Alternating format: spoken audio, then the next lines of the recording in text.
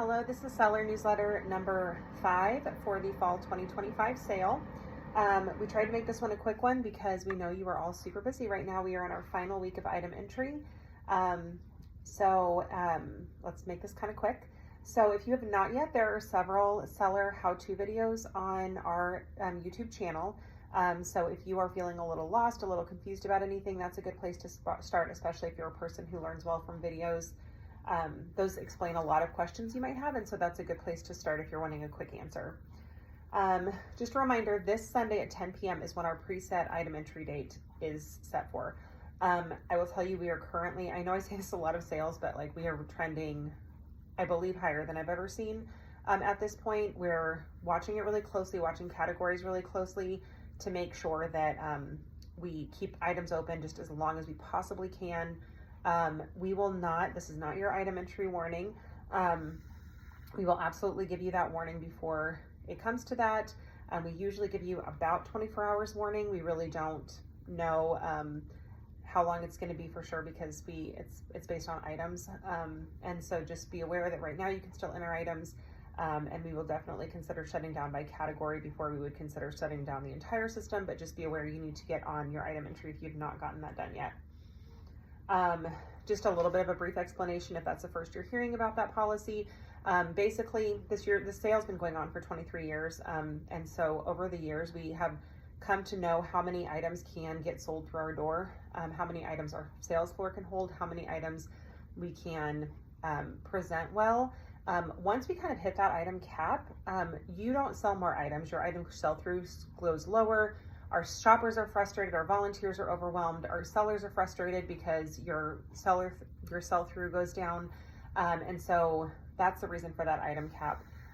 It's just in interest of making it the best sale possible for everyone. So we understand it's frustrating and we understand it's stressful, but just try to get your items entered as soon as possible. So hopefully it doesn't become an issue. Remember that after item entry closes, you will still be able to print tags. You will not be able to edit or enter new.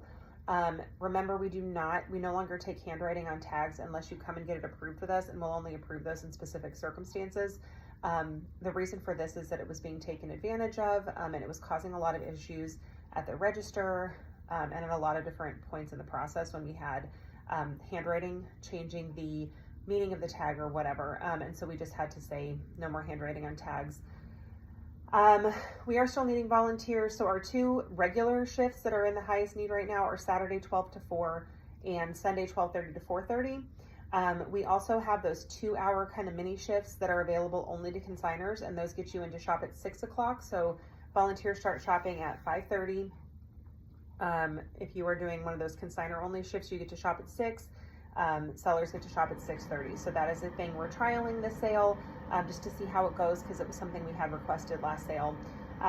So for the consigner half shifts, those are not going to show up in the volunteer signup. So you have to message me or email me if you want one of those shifts because I have to do it on my end. We thought making it open to the public would just be confusing since those are only open to consigners. Make sure that you are helping spread the word about the sale. We put so much time and resources into advertising. Honestly, after credit card fees, advertising is our biggest budget line. We put a lot of time and resources into it. But at the end of the day, I can't beat word of mouth. You telling your friends to come, telling your friends about the sale, telling your friends you're selling at the sale, that is what gets people to commit and come through the door. So something as simple as sharing our posts, sharing our giveaways, those are extremely helpful to helping people know about the sale and want to make it a priority for them to be there.